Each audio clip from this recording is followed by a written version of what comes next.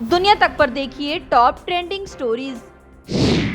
अफगानिस्तान से लोगों को निकालने के लिए विमान लगातार उड़ान भर रहे हैं। इवैक्यूएशन मिशन में लगे एक ऐसे ही विमान में एक अफगानी महिला ने बच्ची को जन्म दिया।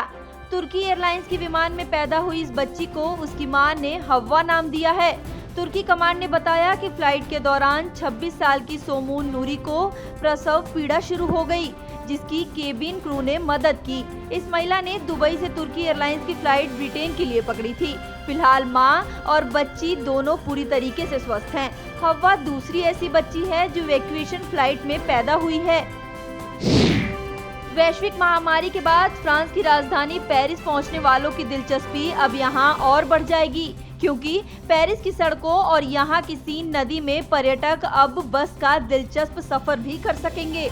जी हां, चौंका देने वाली ये बात बिल्कुल सच है। दरअसल यहां एक ऐसी अनोखी बस सेवा की शुरुआत की गई है जो सड़क के साथ साथ सीन नदी पर भी रफ्तार भर सकेगी। बता दें कि जैसे ही ये बस सड़क से नदी में प्रवेश करती है, बस में बैठे लोग पहले तो सहम जाते हैं, लेकिन थोड़ी ही देर बाद वो इसका जमकर लुत्फ उठाने लगते हैं।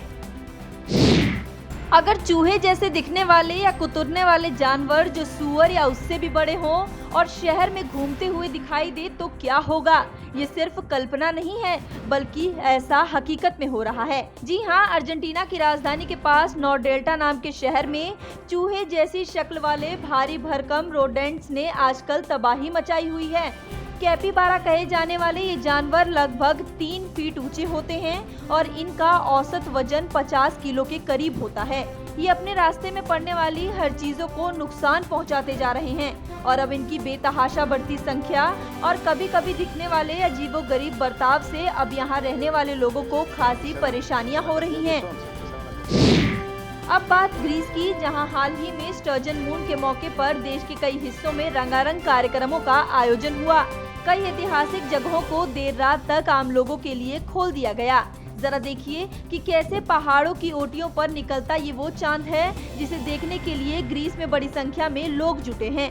तस्वीरें ग्रीस की राजधानी एथेंस की हैं, जहां अगस्त में पूर्णिमा के दिन चांद नारंगी रंग में दिखने लगा। ये चांद धीरे धीरे अपनी रोशनी बढ़ाता दिखा।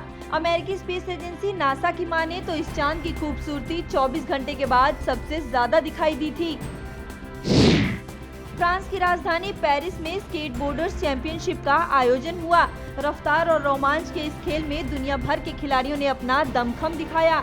एफिल टावर के सामने आयोजित इस टूर्नामेंट का लुत्फ उठाने के लिए करीब 3,500 लोगों की भीड़ जमा हुई थी। महिला और पुरुष दोनों वर्ग में प्रतियोगिताओं का आयोजन हुआ। इस दौरान खिलाड़ी हवा में हैरत अंगेज कारनामे करते हुए दिखाई दिए।